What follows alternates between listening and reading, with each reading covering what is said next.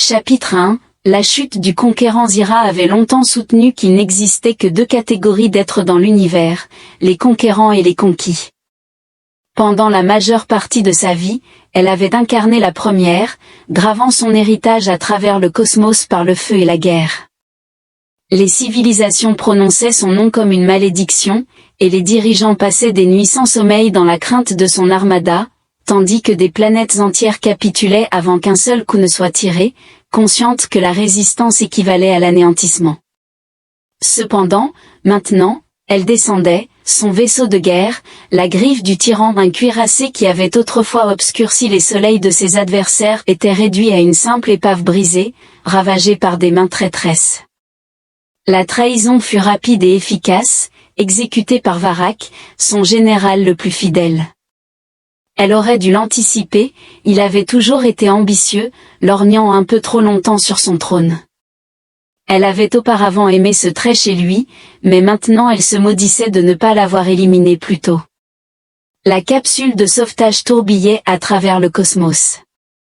Ses commandes répondaient à peine alors qu'une alerte rouge illuminait le panneau. Chemin de collision planète 942 des Theta des trois états inexplorés. La colonie 0 à faible technologie se moquait d'une planète éloignée et insignifiante, incarnant l'indignité ultime. Sa respiration était laborieuse.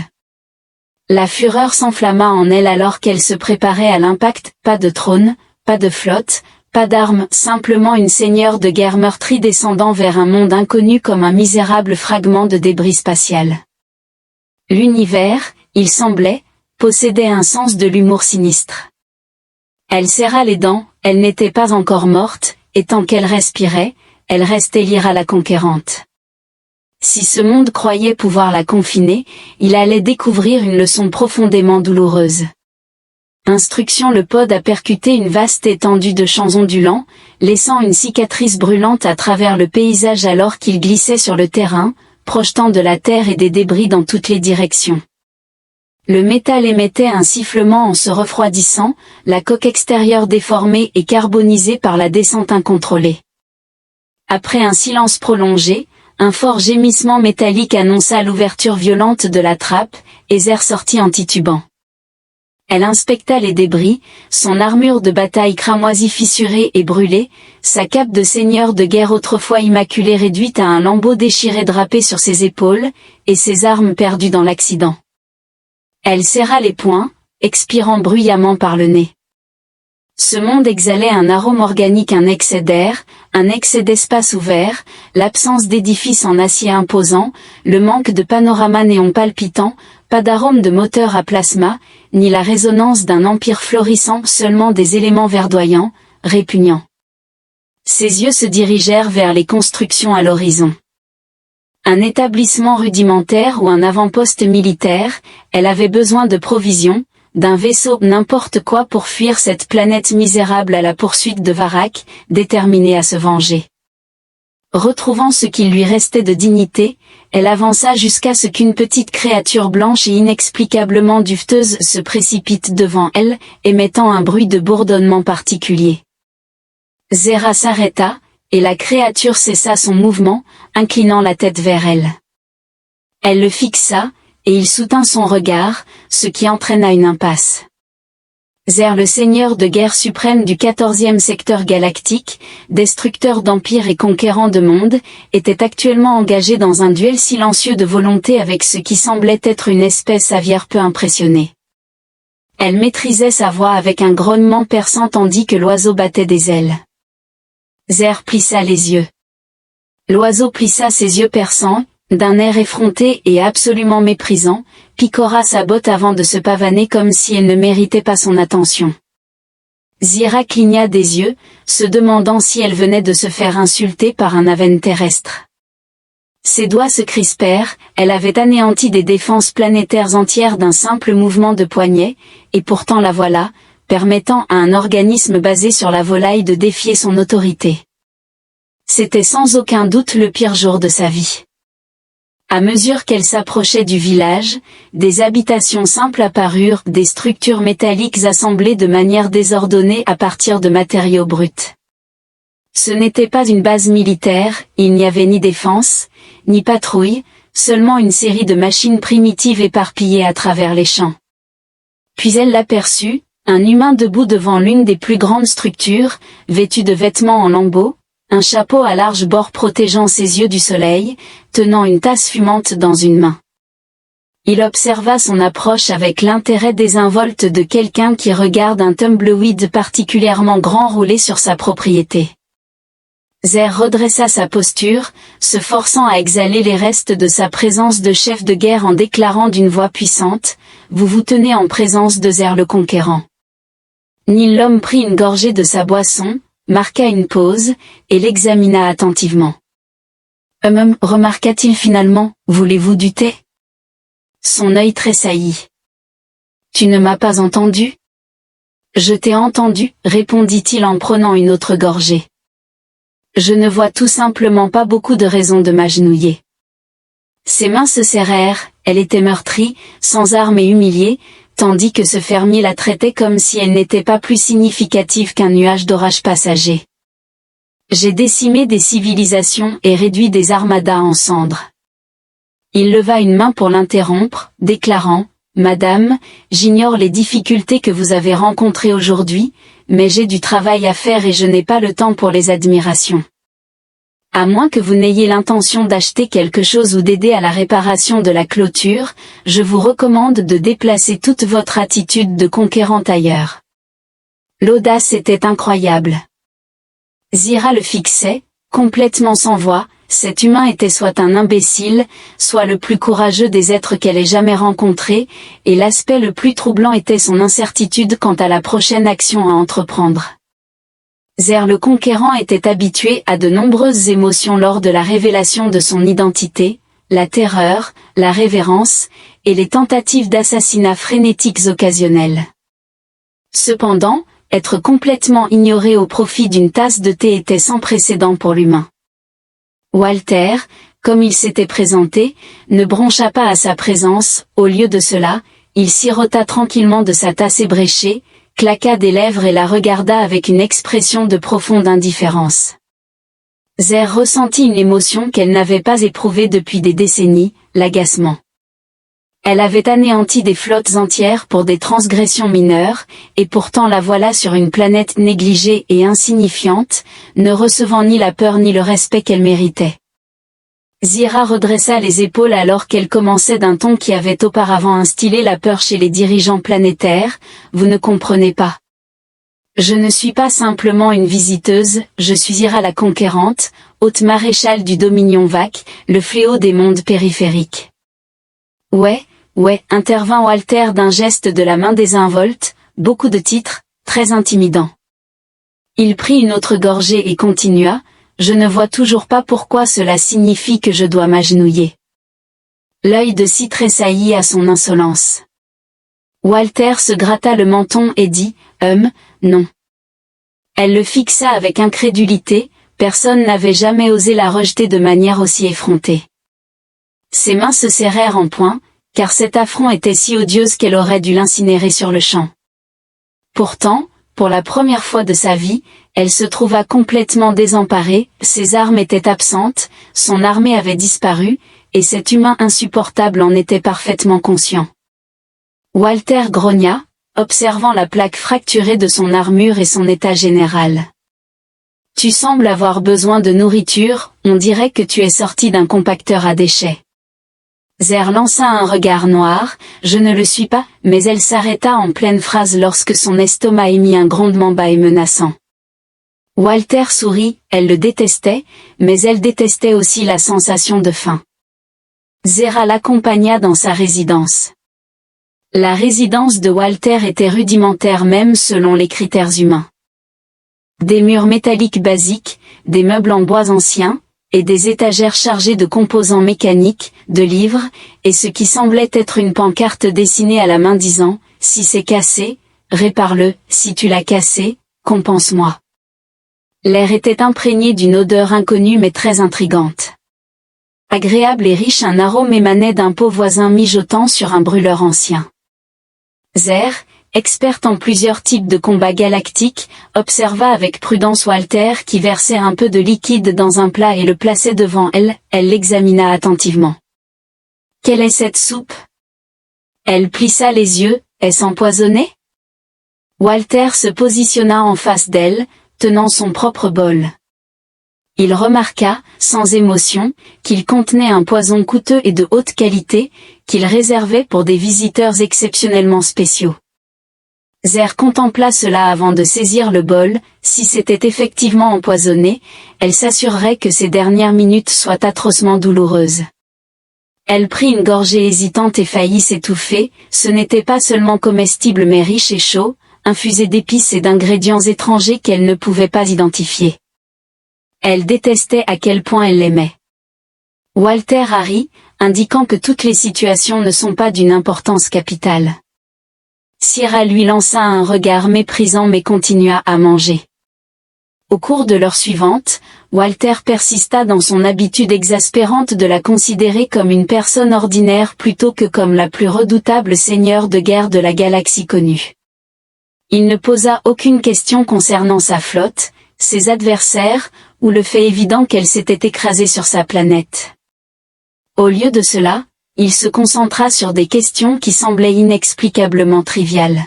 « Alors, quel est votre plan ?» demanda-t-il en s'affalant dans son fauteuil. « Mon plan, désigné sous le nom de Zer, est de trouver un vaisseau, rétablir la communication avec les restes de mes hommes, et infliger une rétribution impitoyable à mes adversaires déloyaux. » Le général Walter siffla, remarquant que c'est une idée considérable pour quelqu'un qui manque de chaussures. Zira regarda ses bottes, initialement fabriquées en métal renforcé et capables de supporter l'immense gravité des planètes à haute densité, maintenant déchirées lors du crash, exposant ses orteils.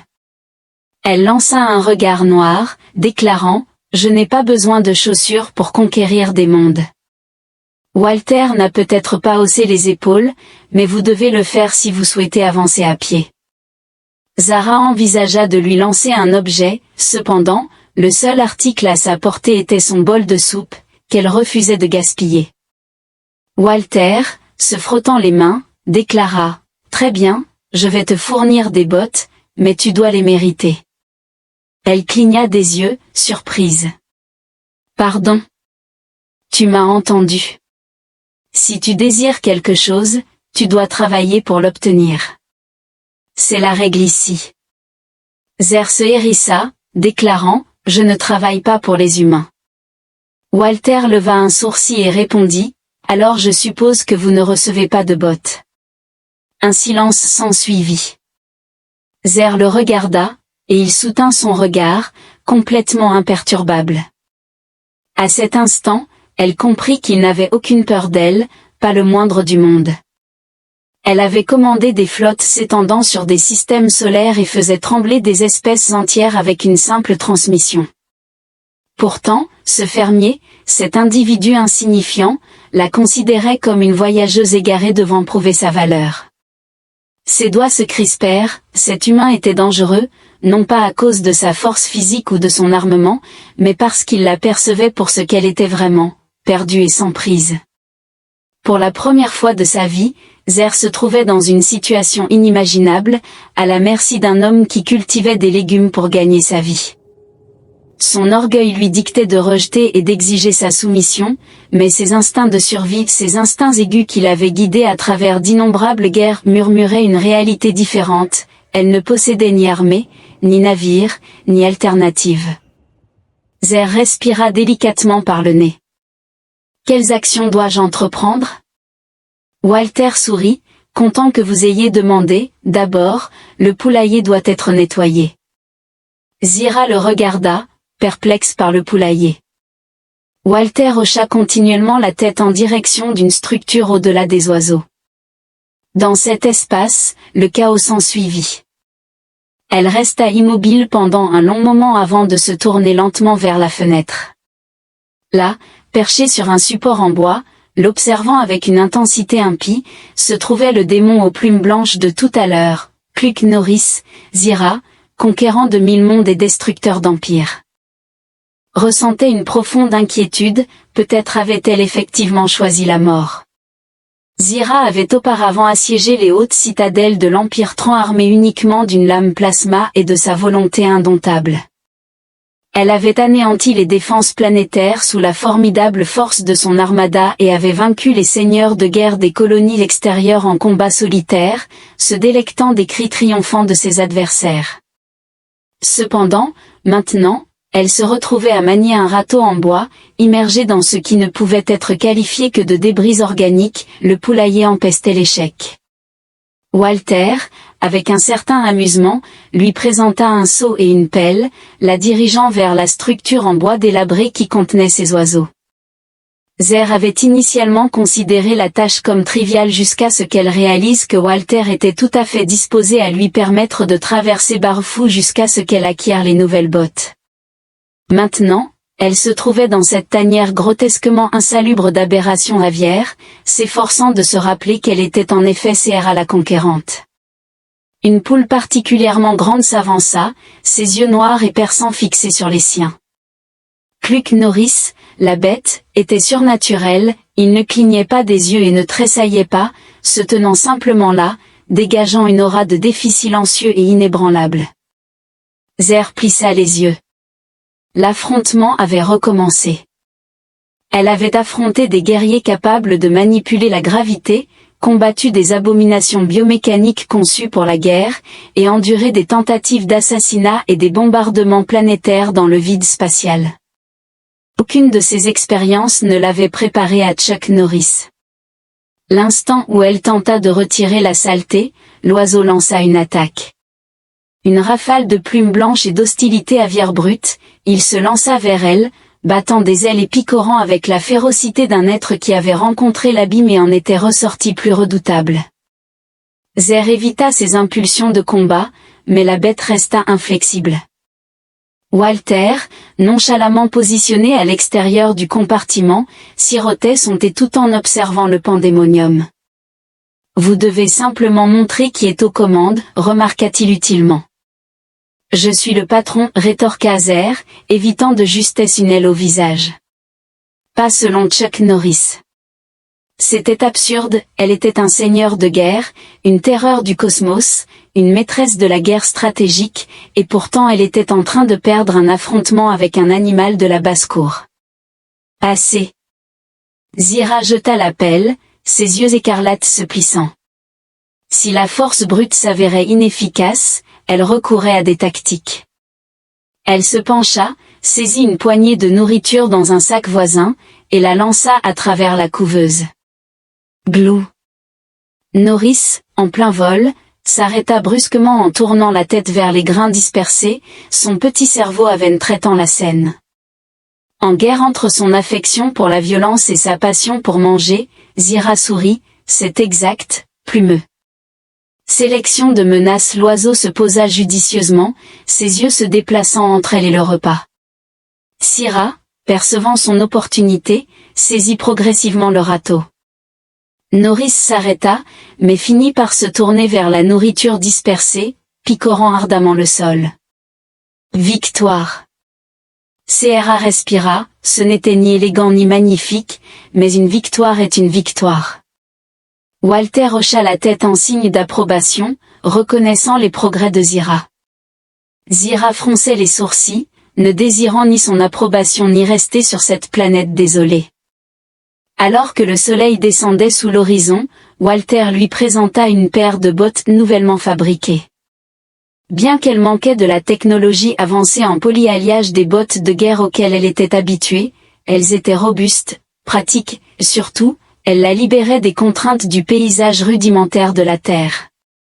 Elle les enfila, jugeant l'ajustement satisfaisant. Walter sourit, affirmant son intention de plaire. Elle leva les yeux au ciel, mais ensuite un son perça l'air bas, lointain, mais indéniable, le profond vrombissement des moteurs d'un vaisseau spatial approchant. Le corps de Zéro devint solide, ce n'était pas un vaisseau terrestre, mais plutôt une technologie extraterrestre. Walter posa son thé, ses yeux explorant les environs. Les lèvres de vos connaissances de Horizon Zéro se tordirent alors que le ciel s'assombrissait, et un vaisseau noir et élégant descendit, planant juste au-dessus des champs avant d'atterrir avec un sifflement sinistre. Une trappe s'ouvrit, et 2 personnes émergèrent, ornées d'une armure XO resplendissante, avec des armes fixées à leurs hanches. Chasseur de primes, Zira serra les poings, elle n'était pas prête pour une confrontation, pas à ce moment-là. Walter, quant à lui, ne fit que soupirer, conscient que la journée se déroulait trop bien. Le chasseur de primes principal avança, son casque réfléchissant la lumière tamisée du crépuscule. Zira la conquérante, déclara-t-il, sa voix modifiée à travers le masque, votre règne est terminé, vous êtes évalué à 50 000 crédits. Décédé ou vivant, Walter a sifflé 50 000, c'est assez impressionnant. Zira lui lança un regard réprobateur, lui faisant signe de ne pas les inciter. Le chasseur de primes dirigea son attention vers Walter. Écartez-vous, cela ne vous concerne pas. Walter se frotta le menton et répondit, voici le problème, vous empiétez sur ma propriété, faites des demandes, et maintenant vous proférez des menaces. Il la regarda. Qu'est-ce que tu es exactement? Je suis ta perte, rétorqua-t-elle. Walter hocha la tête, exact, ma perte. Il se tourna ensuite vers les chasseurs de primes. Le problème, c'est que je ne tolère pas les individus qui créent des troubles sur ma propriété, alors que la main du chasseur de primes restait près de son arme. Elle était tendue, désarmée et en infériorité numérique, la situation ne se terminerait pas favorablement. Walter soupira, concédant, très bien, je suppose que nous allons prendre la voie difficile. Ensuite, il souleva son tracteur étirement et les chasseurs de primes n'eurent guère le temps de réagir avant que Walter ne le leur lance. L'appareil métallique entra en collision, envoyant les 2 chasseurs de primes valser, leurs armes échappant de leurs mains, provoquant un silence. Zer observa les chasseurs de primes avec une grimace tandis que Walter se nettoyait les mains. Je pourrais vous permettre de vous relever, mais je préfère ne pas le faire, déclara-t-il, tandis que la mâchoire de Zerk se serrait. Vous êtes augmenté. Walter haussait les épaules, indiquant son indifférence, il était simplement robuste. Le chasseur de primes tâtonna alors que l'un d'eux tendait la main vers son communicateur, ce qui poussa Zera à se précipiter en avant et à donner un coup de pied. L'autre chasseur de primes se retrouva face à Walter, qui le retourna sans effort et le plongea tête la première dans une auge d'eau à proximité, provoquant quelques bulles à la surface dans le silence. Walter s'étira longuement, ce qui était agréable. Zer observa les chasseurs de primes avant de rediriger son regard vers Walter. Pour la première fois depuis leur arrivée sur cette planète, elle ressentit une sensation inconnue, ni agacement, ni colère, mais plutôt un sentiment de possibilité. Elle se tourna vers lui, son regard perçant. « Walter, aimerais-tu m'aider à reprendre mon empire ?» Walter prit une gorgée de son thé avec soin et demanda, « Es-tu doué pour réparer les clôtures ?» Zer se tenait au-dessus des chasseurs de primes incapables, son esprit conjurant rapidement des scénarios, leur présence indiquait que d'autres étaient probablement à proximité. Son passé la rattrapait, et elle restait sans armes, échouée sur cette planète maudite avec seulement une paire de bottes faites à la main et un humain capable de soulever sans effort des machines lourdes. Walter sirotait tranquillement son thé, totalement imperturbable après avoir lancé un tracteur sur 2 assassins entraînés. Il remarqua, comme s'il parlait de la météo, vous mentionniez quelque chose concernant la reconquête d'un empire. Zira croisa les bras, l'observant attentivement. Tu es amélioré? Non. Alors tu es génétiquement modifié? Pas à ma connaissance. Zer plissa les yeux. Tu as lancé un tracteur. Walter hocha la tête en signe d'accord alors qu'elle expirait bruyamment, l'homme était insupportable. Néanmoins, elle n'avait pas le luxe de débattre des lois de la physique avec lui. Elle avait besoin d'une stratégie, nécessitant une évaluation des circonstances. Les chasseurs de primes posséderont un vaisseau, déclara-t-elle, s'avançant déjà vers les hommes inconscients. Si je peux accéder à leur système de navigation, je pourrai déterminer combien d'autres approchent. Walter leva un doigt, indiquant, là se trouve votre première erreur, monsieur. Il grogna, ce que vous devriez envisager, ce n'est pas le nombre d'occurrences supplémentaires, mais plutôt comment en empêcher l'apparition. Elle fronça les sourcils et demanda, et comment proposez-vous que nous y parvenions exactement? Walter prit une dernière gorgée de son thé, puis posa la tasse sur un poteau de clôture. Il craqua ses articulations, étendit les bras et sourit. Nous faisons une déclaration. La stratégie de Walter était, selon le jugement expert de Zerk, soit un génie absolu, soit complètement folle. La première étape consistait à réveiller les chasseurs de primes, un concept. Zer était réticente, car elle préférait affronter des adversaires inconscients, mais Walter l'informa que la terreur était beaucoup plus puissante lorsque les individus étaient conscients de l'endurer. La deuxième étape consistait en une intimidation inventive, et le principal chasseur de primes gémit alors qu'il reprenait lentement conscience. Son casque avait été enlevé, révélant un visage reptilien orné de cicatrices dentelées.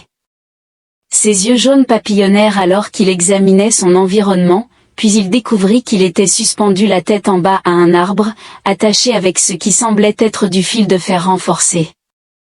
Zira se tenait devant lui, les bras croisés, dégageant la présence redoutable de la seigneur de guerre qu'elle avait été autrefois. En revanche, Walter taillait nonchalamment un morceau de bois avec un couteau tout en se balançant dans une chaise ancienne. Il traîna ensuite, je ne suis généralement pas du genre à faire des menaces, mais mon compagnon m'informe que vous avez l'intention de l'appréhender. Le chasseur de primes grogna, révélant ses dents acérées, vous ne savez pas qui vous obstruez, humain, il y en a d'autres qui approchent, et vous ne pouvez pas tous les arrêter. Walter hocha la tête pensivement, c'est ce que l'individu précédent a affirmé. Le chasseur de primes fronça les sourcils, précédent individu. Walter indiqua la grange, ce qui fit tourner la tête du chasseur de primes et le rendit immobile.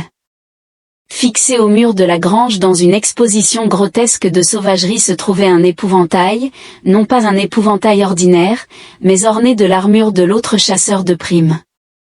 Zer observa le teint du chasseur de primes se décolorer. Walter exhala, en remarquant que l'individu malheureux n'a pas duré longtemps, affirmant que ce n'était pas sa responsabilité, puisqu'il avait conseillé de ne pas fuir. Il se pencha en avant, parlant à voix basse, demandant si le chasseur de primes avait déjà été témoin de la capacité destructrice d'un tracteur sur un humain. Le chasseur de primes avala bruyamment. Walter laissa le silence s'installer avant de se reposer nonchalamment une fois de plus. Je pourrais te libérer, mais seulement si tu transmets un message. Le chasseur de primes hocha la tête avec empressement. Tout, il suffit de le formuler. Walter sourit et dit, informe-le que Cra, le conquérant, n'a pas encore été vaincu. Informe-le que s'il revienne, nous serons prêts. La tête du chasseur de primes bougeait de manière erratique alors qu'il suppliait, oui, je les informerai, je le jure. Walter le relâcha, et le chasseur de primes se mit à courir vers le vaisseau comme si sa vie en dépendait, ce qui, en vérité, était le cas. Quelques instants plus tard, les moteurs s'allumèrent, et le vaisseau s'éleva dans le ciel, disparaissant dans l'obscurité. Zer se tourna vers Wal, les bras toujours croisés, et remarqua lentement que c'était la tactique d'intimidation la plus ridicule qu'elle ait jamais vue. Walter sourit, affirmant que c'était efficace, ce à quoi elle concéda à contreséur son point de vue. La peur, après tout, ne concernait pas seulement le pouvoir, elle concernait aussi la perception. Walter, que ce soit par instinct ou par expérience, comprenait cela mieux que la plupart. Les chasseurs de primes ne reviendraient pas de sitôt. À mesure que la nuit avançait, l'adrénaline s'estompa, laissant Zer avec un sentiment inattendu. Le conflit était terminé, elle ne fuyait ni ne planifiait, ni ne se battait pour la première fois depuis des années, ce qui était étrange. Elle s'est assise en face de Walter sur le porche, observant les étoiles. Et maintenant? Walter demanda. Zer soupira, réfléchissant à sa réponse, elle était arrivée ici brisée et désespérée. Furieuse, elle était prête pour le conflit, pourtant, l'incertitude avait soudainement obscurci son esprit alors que son regard se posait sur l'hybride épouvantail chasseur de primes toujours positionné dans la grange. Vous êtes un individu extrêmement particulier. Walter sourit, lui lançant un coup d'œil. Elle a souri en disant, je devrais te tuer pour ça. Il répondit, non, tu m'aimes trop. Elle a levé les yeux au ciel mais s'est abstenue de contester. Elle était arrivée en tant que Zer la conquérante, mais peut-être, juste peut-être, pourrait-elle assumer une autre identité pour le moment.